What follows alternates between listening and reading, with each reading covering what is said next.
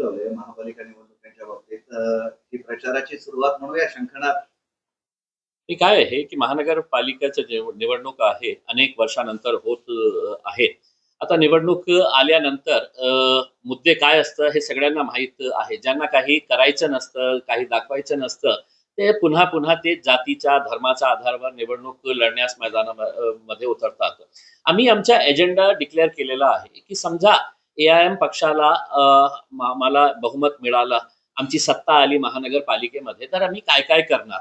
तर आम्ही आमचे ठराव क्रमांक 1 काय असणार, ठराव क्रमांक 2 काय असणार, 3 काय असणार, 4 काय असणार, हे लोकांना कळवण्यासाठी आम्ही होर्डिंग्स लावलेले आहे. म्हणजे आम्ही हे सांगितलेले आहे की आमचा पक्ष महानगरपालिकेमध्ये सत्तेत आला तर आमचा पहिला ठराव हे असणार आहे की आम्ही सगळं देशी दारूचे दुकानं जे आहे ते बंद करण्यासाठी आम्ही एजेंडा आणणार आहे. सगळ्या पक्षांचा सपोर्ट घेणार आहे. किंवा आमच्या शहरामध्ये आमच्या शहराची एक संस्कृती आहे, एक इतिहास आहे. हे सगळं देशीचे दारूचे दुकानं जे आहे ते शहराच्या हद्दीच्या बाहेर आम्ही काढणार आहे. असा ठराव आम्ही आमचा पहिला ठराव असणार आहे. दुसरा ठराव हे असणार आहे की आपल्याला माहित आहे की आपण 75 वर्ष झालेले आहे. आता सगळ्यात महत्वाचा मुद्दा शहरासाठी काय आहे तर पाण्यासाठी. 10 दिवसानंतर पाणी मिळत आहे, काही तासासाठी, आणि महानगरपालिका टॅक्स पूर्ण 30 दिवसाचा घेतो. आमचा दुसरा ठराव हे असणार आहे की ज्या एरियामध्ये जितके दिवस तुम्हाला पाणी मिळेल तितकंच दिवसाचा आम्ही तुम्हाला टॅक्स घेणार आहे. तर अशा प्रकारचे आम्ही मुद्दे तयार केलेले आहे. आमची अपेक्षा हे आहे, आता याच्यावर चर्चा होऊ द्या आणि दुसऱ्या पक्षांनीही याच्या बाबतीत करा की नाही. हो, MIM पक्षाचं जे ठराव क्रमांक 1 आहे आम्ही त्याला साथ देणार आहे, कारण कुणालाही हे दारूचं दुकानं नाही पाहिजे. आणि खरं म्हणायचं असेल तर दारू विकणारे कोण आहे तर दुसऱ्या पक्षाचे जे मोठे मोठे नेते आहे ते सगळं दारू विकणारे आहे. देशी दारूचं दुकानं कोणाची आहे हेच नेत्यांची आहे. आता त्यांच्या पक्षावर हे अवलंबून आहे की ते आम्हाला साथ देणार का नाही देणार. निवडणुकीची तयारी तुमच्याकडून सुरू झाली? निवडणुकीची तयारी आमची सुरू झालेली आहे, सगळ्यांची सुरू झालेली आहे. त्या अनुषंगानेच आम्ही आमचा एक चेंडू टाकलेला आहे. आता दुसरा पक्ष त्याच्या बाबतीत काय करतं, पण आमची तयारी सुरुवातीपासून होती आणि खूप ताकदीने आम्ही हे इलेक्शन लढणार आहे. दुसरा एक महत्वाचा मुद्दा, काल पालकमंत्री संजय शिरसाट म्हणाले की संभाजीनगरमध्ये धर्मामध्ये जे काही घटना घडत आहेत, दरोडा असेल, चोरी असेल, यात काही पोलिसांचा सहभाग आहे आणि त्याबाबतच्या मला तक्रारी आल्या. पालकमंत्री शहरात असं म्हणते पोलीस या सगळ्यात सहभागी आहे, कसं बघतात? इतकी लाचारी की एक पालकमंत्री जे जिल्ह्याचा पालकमंत्री आहे ते असं म्हणत असेल तर आम्ही आणि सामान्य लोकांनी काय म्हणावे. त्यांनी स्पष्टपणे सांगावे. फक्त असा पोलिसांवर बोट दाखवून चालणार नाही. तुम्हाला काय माहिती मिळालेली आहे, कोण पोलीसवाले आहे या क्राईम मध्ये ज्याच्यामुळे क्राईम शहराचा वाढत आहे, याच्या बाबतीत तुम्ही बोलत आहे. आणि तुम्ही तर खूप हे बोलतो ना की आम्ही खूप ताकदवर मंत्री आहे आणि एकनाथ शिंदेच्या नंतर मीच आहे.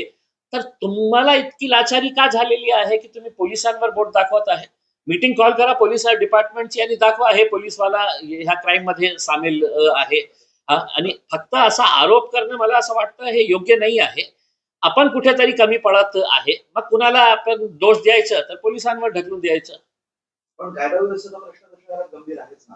आहे ना, पण तुम्ही पालकमंत्री आहे ना, तुम्हाला ते अधिकार आहे. तुम्ही सगळं पोलीस स्टेशनचे PIs ला, ACPs, DCPs, CP सगळ्यांना बोलवून त्याच्या बाबतीत चर्चा करू शकता. काय तुम्ही पोलीसवाले तुम्हाला जास्त भाव देत नसेल का, भाव देत नाही का, तुमची काही मागणी पूर्ण करत नाही का, म्हणून हे सगळा आरोप करत आहे तुम्ही. म्हणजे मला नाही वाटतं की महाराष्ट्रामध्ये कोणत्या एका पालकमंत्र्यांनी अशा पोलिसांवर हे केलं असेल. बहुतेक हे झालं असेल की त्यांना जितकं पाहिजे असेल पोलिसांकडून, पोलीस डिपार्टमेंट कडून त्यांना तितकं मिळत नसेल तर मग त्यांनी हे बोललं असेल. सगळ्यांना माहित आहे काय चाललेलं आहे शहरामध्ये.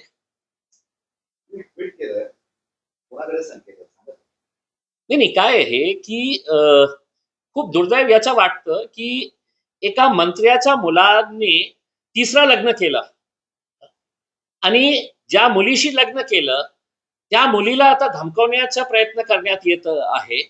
वकिलांनी त्या मुलाला नोटीस पाठवलेली आहे की तुम्ही हे जे लग्न केले होते मुंबईमध्ये चेंबूरमध्ये राहणारी ती मुलगी आहे, तिच्यासोबत लग्न केले होते, त्याच्याकडे फोटो सगळे आहे आणि एक लीगल नोटीस त्यांना पाठवण्यात आलेली आहे. मग सगळे लोक का आहे? मला हे प्रश्न विचारायचं आहे. हे आमच्या बाबतीत घडलं असतं तर आमच्या घराच्या समोर 200 मीडियावाले उभे राहिले असते. फक्त एक मंत्री आहे, मोठा मंत्री आहे म्हणून सगळे लोक गप्प बसलेले आहेत. काय याच्यामध्ये बातमी दिसत नाही आहे का, की एक मंत्र्यांच्या मुलाला फोटो सहित एक लॉयर नोटीस पाठवत आहे आणि याच्या बाबतीत सगळं मौन धारण केलेले आहे.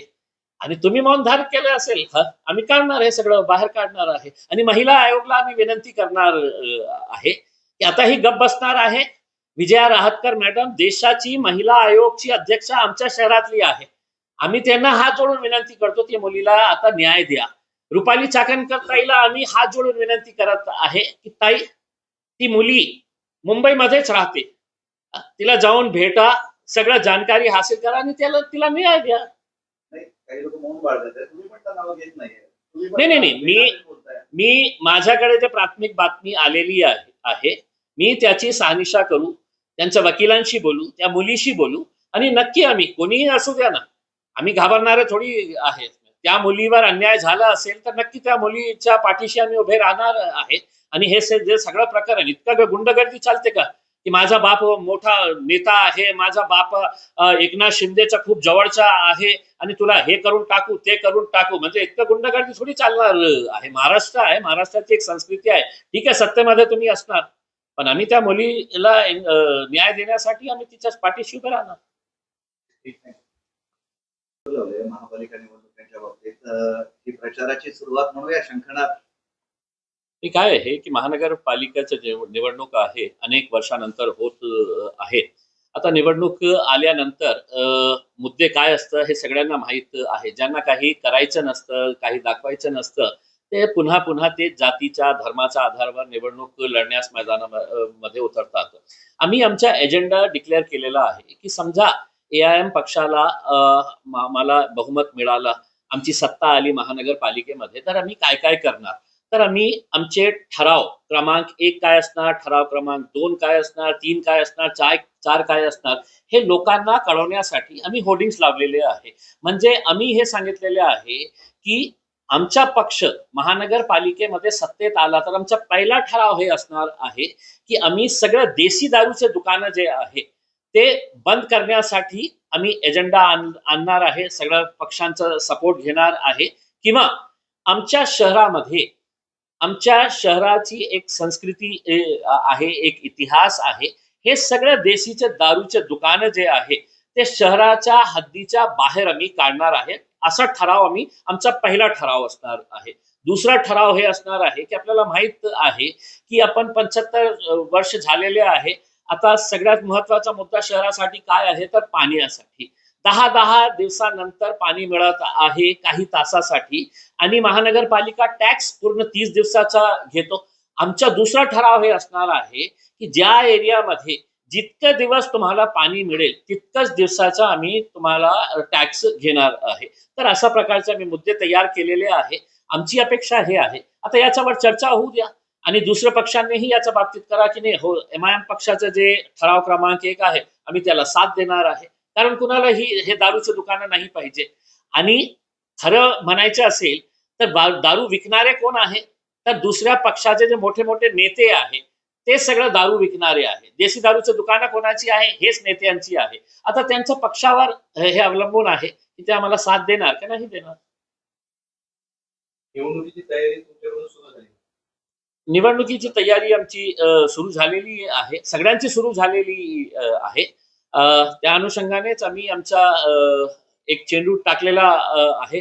आता दुसरा पक्ष त्याच्या बाबतीत काय करतं, पण आमची तयारी सुरुवातीपासून होती आणि खूप ताकदीने आम्ही हे इलेक्शन लढणार आहे. दुसरा एक महत्वाचा मुद्दा, काल पालकमंत्री संजय शिरसाट म्हणाले की संभाजीनगरमध्ये औरंगाबादमध्ये जे काही घटना घडत आहेत, दरोडा असेल, चोरी असेल, यात काही पोलिसांचा सहभाग आहे आणि त्याबाबतच्या मला तक्रारी आल्या. पालकमंत्री शहरात असं म्हणते पोलीस या सगळ्यात सहभागी आहे, कसं बघतात? इतकी लाचारी की एक पालकमंत्री जे जिल्ह्याचा पालकमंत्री आहे ते असं म्हणत असेल तर आम्ही आणि सामान्य लोकांनी काय म्हणावे, त्यांनी स्पष्टपणे सांगावे.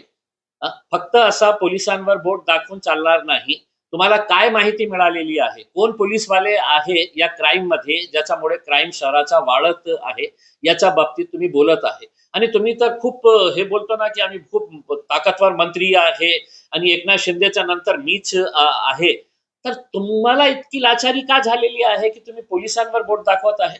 मीटिंग कॉल करा पोलीस डिपार्टमेंटची आणि दाखवा हे पोलीसवाला ह्या क्राईम मध्ये सामील आहे. आणि फक्त असा आरोप करणं मला असं वाटतं हे योग्य नाही आहे. आपण कुठेतरी कमी पडत आहे, मग कुणाला आपण दोष द्यायचं तर पोलिसांवर ढकलून द्यायचं. पण कायदा व्यवस्थेचा प्रश्न तर शहरात गंभीर आहेच ना. आहे ना, पण तुम्ही पालकमंत्री आहे ना, तुम्हाला ते अधिकार आहे. तुम्ही सगळं पोलीस स्टेशनचे PIs ला ACPs, DCPs, CP सगळ्यांना बोलवून त्याच्या बाबतीत चर्चा करू शकता. काय तुम्ही पोलीसवाले तुम्हाला जास्त भाव देत नसेल का? भाव देत नाही का? तुमची काही मागणी पूर्ण करत नाही का? म्हणून हे सगळा आरोप करत आहे तुम्ही. म्हणजे मला नाही वाटतं की महाराष्ट्रामध्ये कोणत्या एका पालकमंत्र्यांनी अशा पोलिसांवर हे केलं असेल. बहुतेक हे झालं असेल की त्यांना जितकं पाहिजे असेल पोलिसांकडून, पोलीस डिपार्टमेंट कडून त्यांना जितकं मिळत नसेल, तर मग त्यांनी हे बोललं असेल. सगळ्यांना माहित आहे काय चाललेलं आहे शहरामध्ये. तुम्ही ट्विट केलंय, कोणाकडे संकेत आहेत? सांगा.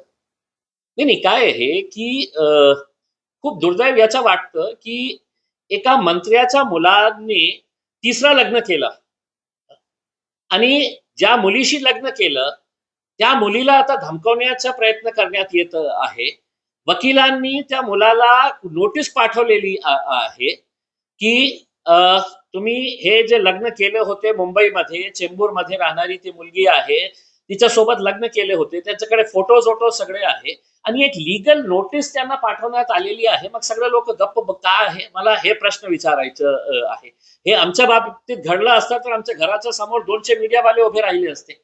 फक्त एक मंत्री आहे, मोठा मंत्री आहे म्हणून सगळे लोक गप्प बसलेले आहेत. काय याच्यामध्ये बातमी दिसत नाही आहे का की एक मंत्र्यांच्या मुलाला फोटो सहित एक लॉयर नोटीस पाठवत आहे आणि याच्या बाबतीत सगळं मौन धारण केलेले आहे. आणि तुम्ही मौन धारण केले असेल, आम्ही काढणार हे सगळं बाहेर काढणार आहे आणि महिला आयोगला आम्ही विनंती करणार आहे की आता ही गप बसणार आहे. विजया रहाटकर मॅडम देशाची महिला आयोगची अध्यक्ष आमच्या शहरातली आहे. आम्ही त्यांना हात जोडून विनंती करतो की मुलीला आता न्याय द्या. रुपाली चाकणकर ताईला आम्ही हात जोडून विनंती करत आहे की ताई, ती मुली मुंबईमध्येच राहते, तिला जाऊन भेटा, सगळं जानकारी हासिल करा आणि तिला न्याय द्या. नाही, काही लोक मौन बाळगतात, तुम्ही पण त्या नाव घेत नाहीये. नाही, मी माझ्याकडे जे प्राथमिक बातमी आलेली आहे मी त्याची शहानिशा करू, त्यांच्या वकिलांशी बोलू, त्या मुलीशी बोलू आणि नक्की आम्ही कोणीही असू द्या ना, आम्ही घाबरणारे थोडी आहेत.